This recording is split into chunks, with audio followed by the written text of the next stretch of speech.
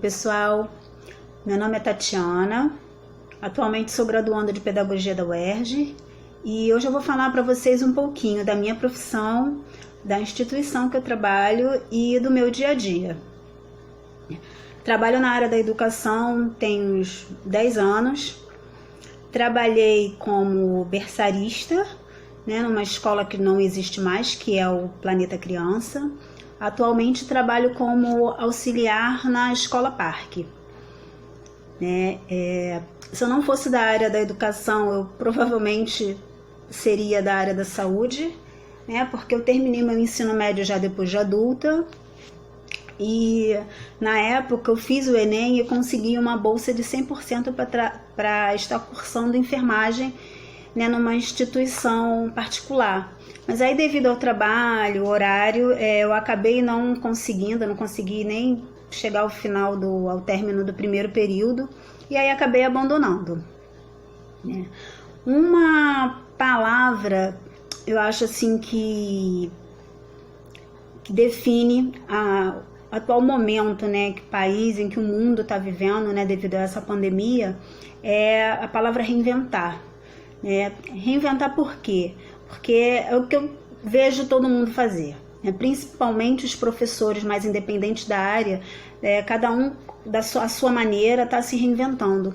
Mas os professores, principalmente, muitos tiveram que aprender como tá passando de forma online para as crianças algum tipo de conteúdo e principalmente está mantendo o vínculo com essas crianças que estão em casa. Então, assim, acho que reinventar é a palavra que define bem, as coisas. E, assim, como toda profissão, na área da educação não seria diferente, óbvio, existem sempre os mitos e verdades, Um mito, para quem trabalha na área da educação, é que a gente não trabalha. Eu tenho um amigo que fala sempre isso pra mim, se eu disser pra ele, poxa, hoje eu tô cansada, aí ele fala logo, mas tá cansada porque você vai pra escola pra brincar o dia inteiro com as crianças, você não trabalha. Mentira, a gente trabalha sim, trabalha muito. As crianças brincam muito, mas não é um brincar por brincar, é um brincar com intencionalidade. E nós acompanhamos as crianças, em todas essas atividades, para estar observando, acompanhando. Então eu vou falar uma coisa para vocês, a gente trabalha sim. E uma verdade que para mim é uma verdade assim absoluta é que nós precisamos ter sempre, temos que ser polvos, vários braços e principalmente vários olhos. Por quê? É muito importante, você ter vários braços e vários olhos, e quando você está com o seu grupo, tanto no espaço aberto ou até mesmo em sala, é muito importante você sentar e estar num ponto estratégico, um ponto estratégico para que você consiga ter a visão do todo, a visão do grupo, até mesmo para evitar um acidente, porque a gente sabe que criança cai mesmo, de repente machuca, mas está observando o tipo de brincadeira, onde estão, as parcerias que eles estão fazendo. Então, assim, a verdade absoluta para quem trabalha na área da educação é ser polvo e ter vários olhos, que é para poder ver tudo que está acontecendo. Eu, como auxiliar, tenho as minhas atribuições. Quais são elas? Eu acompanho a turma nas atividades, no lanche, levo ao banheiro, troco fralda, das crianças que ainda usam, preparo o espaço para alguma atividade proposta pela professora, pego material, ajudo na organização dos espaços também, mas assim, isso não é algo velado das auxiliares, tanto as estagiárias quanto as professoras, quando precisa, elas também entram e colocam a mão na massa. Principalmente porque nós somos uma equipe, então o trabalho em equipe é sempre uma ajudando a outra, mas essas são as minhas atribuições, mas nada impede que a professora e a estagiária também estejam ajudando, nessas atividades, essas minhas atribuições, né? Agora eu vou falar para vocês um pouquinho da escola que eu trabalho, né? Eu trabalho numa escola que tem filosofia construtivista, né? Então, o que é o construtivismo? Segundo Piaget, é a construção do conhecimento através de uma filosofia que estimule esse desenvolvimento, né? É a construção desse conhecimento pelos estímulos, né? E como que Piaget chegou a isso, né? Fazendo testes e estudando os próprios filhos, né? E ele chegou, né? E com isso ele acabou criando também nessa perspectiva ele acabou criando também as fases do desenvolvimento cognitivo, né? E que funciona de que maneira, né? Essa construção do conhecimento, ela se dá através das experiências vividas e das interações, né, da criança, né, do indivíduo com o meio e com o outro, né, tendo o professor como o mediador desse processo, né, criando estratégias, tendo em vista que cada indivíduo ele possui uma modalidade diferente de aprendizagem. Então, assim, é muito importante que tanto o professor quanto a sua equipe, eles respeitam e compreendam cada faixa etária e estimule essa criança, valorizando, obviamente, né, o que cada um já sabe, né, porque isso é muito importante, né? E essa filosofia é importante, né, tanto para a educação e para o desenvolvimento do indivíduo, porque faz com que o indivíduo descubra e desperte as suas potencialidades, né? Ajuda a despertar a potencialidade de cada indivíduo, né? E assim contribui para que eles construam as suas hipóteses, os seus conhecimentos a partir de cada experiência vivida. E assim constrói valores, contribui assim na formação de seres pensantes, né? Sujeitos críticos, sujeitos autônomos e conhecedores de seus direitos e deveres, né? E a diferença, né, de uma escola que trabalha com essa filosofia construtivista para uma que não tem essa filosofia, assim, do meu ponto de vista, assim, é algo assim bem claro, como por exemplo, na escola tradicional, né, a gente sabe que o professor é o foco, né? O professor, ele é o detentor do conhecimento. O aluno, ele está ali simplesmente para receber esse conhecimento que o professor já traz pronto, né? O aluno, ele não opina. Já no construtivismo não é assim, né? Muda-se o foco. O foco é o aluno, o foco é a criança. O professor, ele está ali para propor métodos e estratégias para esse aluno, para que ele avance cada vez mais na construção do seu conhecimento. Então, o professor vai estar sempre trazendo novas propostas, novos materiais, né, espaços diferentes. Então, o professor ele vai estar sempre ali estimulando, né, essa criança para que ela construa o seu conhecimento. E como que essa educação interfere no cotidiano? Ela contribui na formação de seres pensantes, né, que sabem respeitar a individualidade do outro e são conhecedores de seus direitos e deveres. Então, assim, vou citar duas atividades para vocês, assim, que é para tentar dar uma ilustrada, né, de como as coisas acontecem, né? Por exemplo, nós fazemos a nossa massinha com o grupo. Né? O que a gente usa para poder fazer a massinha, né? Isso, cada turma faz a sua massinha. Então a gente usa água, óleo, vinagre, a farinha de trigo e um corante, né? Esse material ele fica na sala, né? O corante pode ser tanto uma tinta guache quanto um corante natural, que pode ser uma canela, cúrcuma, coloral, café, e aí isso vai variar muito. E aí a turma enroda, e aí assim as crianças vão colocando dentro da bacia, né, conforme tem que ser. Então, primeiro são os líquidos e depois os secos, né? E o que a gente trabalha, né, com isso? Além de química, por causa da mistura ali dos ingredientes, a gente também trabalha a matemática, porque tem a quantidade certa de cada elemento ali que precisa ser colocado nessa mistura. Trabalhamos a autonomia e o trabalho em grupo. Uma outra atividade também que eu acho muito, muito interessante é a preparação da festa do aniversariante do mês. Como isso acontece? A festa ela é algo que ela não é algo estruturado, não é aquela coisa assim que tem um tema, né? Mas o que acontece? Os pais eles mandam as coisas, né? Tipo o bolo, aí manda aquele bolo simples, aquele bolinho caseiro, e aí manda um recheio, manda uma cobertura. O sanduíche, manda o pão e o queijo, o requeijão, o que ele queira que seja colocado naquele sanduíche. Fruta para salada de fruta, ou então o brigadeiro para que as crianças enrolem. E aí, novamente, com a turma em roda, né? A roda é muito importante porque é uma maneira de você estar visualizando o todo, né? O olho no olho é muito importante. Você também conseguir visualizar, além de visualizar, conseguir ouvir, né? Então, assim, a roda do meu ponto de vista, é uma maneira muito boa de se trabalhar com o grupo.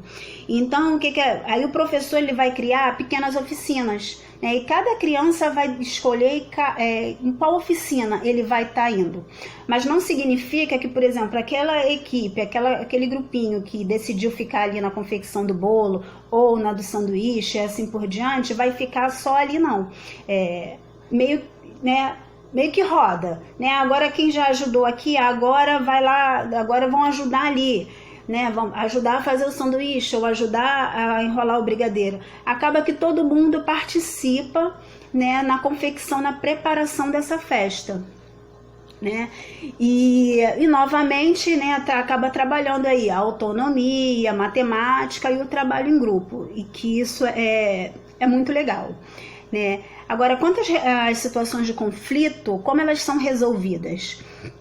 Né, o conflito é algo que faz parte do desenvolvimento do indivíduo, né? E quando isso acontece, nós acolhemos essas crianças que participaram desse conflito e tentamos com eles conversar e tentar resolver essa situação. Por exemplo, né, se você tem ali uma caixa com vários carrinhos e nesse tem um carrinho vermelho e duas crianças, por exemplo, querem esse carrinho. Como que a gente vai resolver? Vai deixar só com um? Não. Então a gente tenta com eles, olha, vamos, por exemplo, né, contar até 10. Né? Então, ó, fulano vai ficar com o carrinho agora. A gente vai contar até 10, enquanto isso você brinca com esse daqui e quando chegar no 10 vocês fazem uma troca, né? A gente tenta sempre resolver da melhor maneira possível. Né, o que é muito importante, e isso sempre sendo feito com a ajuda deles, né? Agora, a alfabetização, como ela é desenvolvida dentro da escola construtivista? Né, eu trabalho com a educação infantil, esse ano eu estou trabalhando com o grupo 2, que são crianças que têm aí 3 anos de idade. Né? E a alfabetização, na realidade, ela é desenvolvida desde que a criança entra na escola. Né? Primeiro, né, mostrando a ela qual a função social da escrita, né, com o nome dela, o nome dos amigos, dos familiares e etc. Né, e elas têm na escola o contato diário, né, com livros, com diversas linguagens, uma linguagem bem diversificada, a contação de história, ciranda de livros, receita, culinária, experiências científicas como é a confecção de massinha, tendo sempre o cuidado para que esses textos façam sentido, né, para essas crianças. Né? Elas participam da confecção de listas quando é proposta alguma atividade e no contato com materiais diversos elas já vão criando as suas hipóteses de escritas. Né? E assim, muito importante é que os projetos pedagógicos que a escola tem, né, eles norteiam, né, tudo isso. Né? Quais são esses projetos pedagógicos? Feira literária, o bem viver, matemática e vida, eles norteiam esses conteúdos abordados na educação infantil e também são pensados a partir da realidade das crianças e adaptados para cada segmento. Né? O que é muito importante. E algo também muito importante, né, de se frisar, né, as professoras, elas têm, por exemplo, um encontro, né, um curso de formação continuada toda semana. Então, uma vez na semana, as professoras ficam reunidas na escola e nesse curso de formação, elas vão pensando em estratégias para estar, né, passando, né, como está trabalhando, né, os textos e tudo com as crianças, né. E como esse conhecimento é abordado, né? Ele é abordado através das experiências, né, vividas ali, né?